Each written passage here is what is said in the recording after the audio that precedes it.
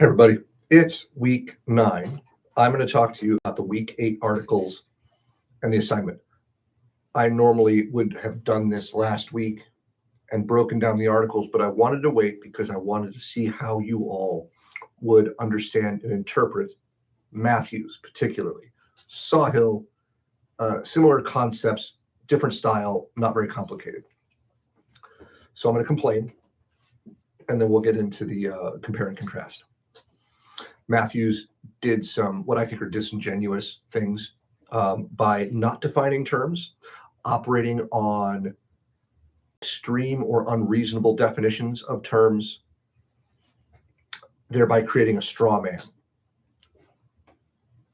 And I just found it to be somewhat disingenuous.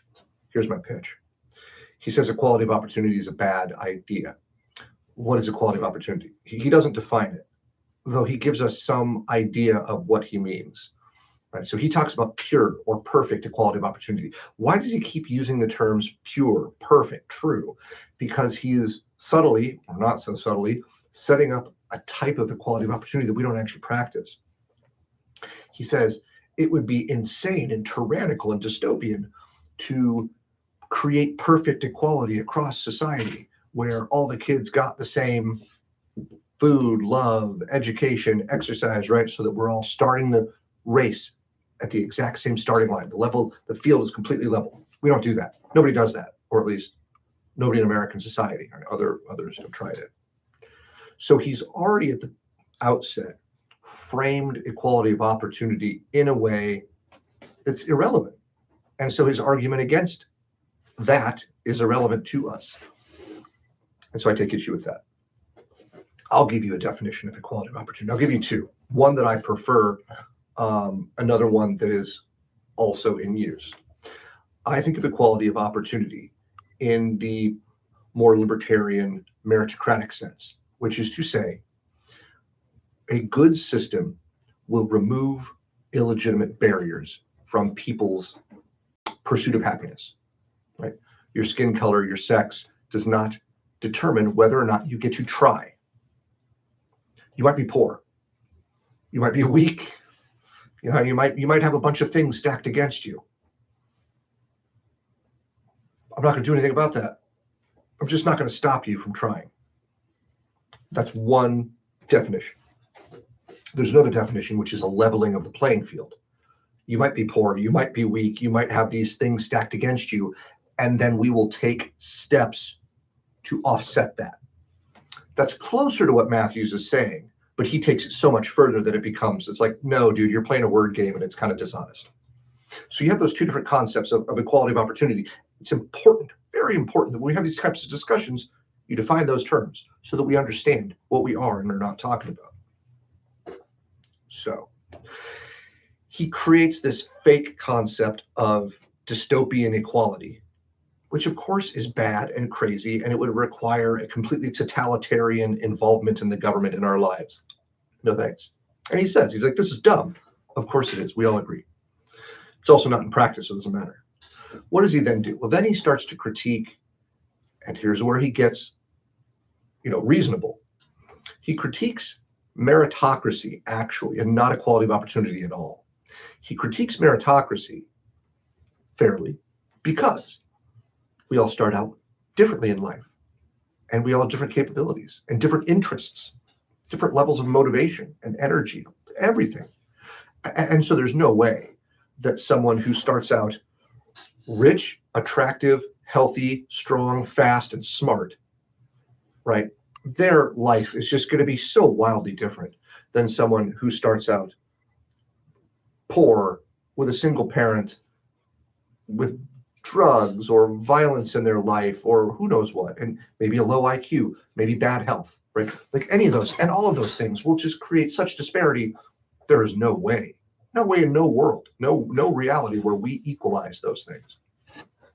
And because we live in a free society, people's differences will maximize because of those things. He thinks that sucks. He's not entirely wrong. The problem is, what do you mean by fair? If you take an equity-based approach where we need everyone to be equal and that's fair, you're going to lose every time and you're going to be very frustrated. If you take a meritocratic concept of fairness in that the rules of the game need to apply to everyone equally, that's a fair system in that way.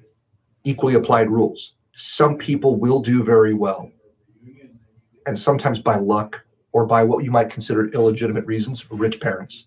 And some people, despite best efforts and capability, the deck is stacked against them and they won't make it very far. And that rubs people so the wrong way for very understandable reasons. You have these two competing, right, concerns or approaches there. So you understand why he hates it. He wants to stop that severe disparity, and he wants to stop people from falling below, as he describes, basically falling below a certain threshold, falling below a certain standard of living, which is where he gets to what he calls equity, but it's really just redistribution of income. He wants to take money from society, the rich, whoever, and give more of it to the poor to ensure they have a roof, food, electricity, and water, the basics. Now, that's a far cry from human flourishing and happiness. You're definitely sustaining them with some level of dignity. They're not destitute on the street. So that's what he's pitching.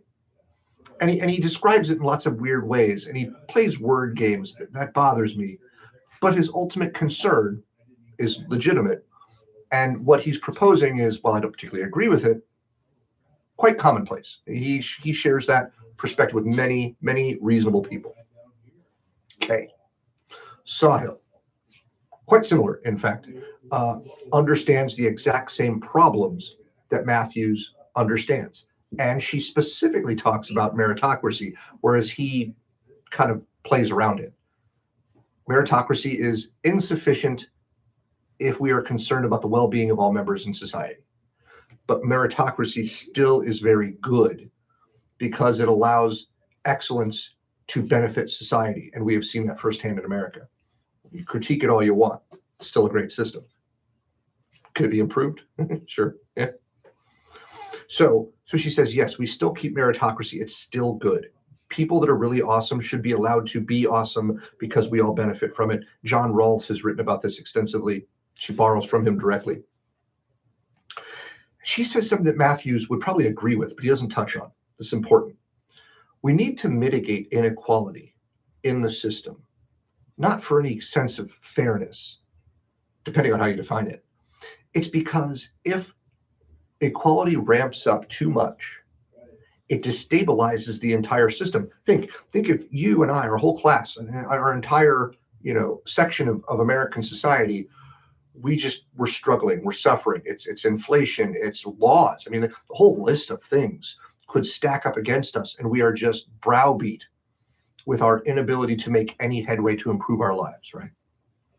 We're all stuck at zero. And no effort on our part, no legitimate effort on our part gains us any ground. That is a recipe for disaster, revolution.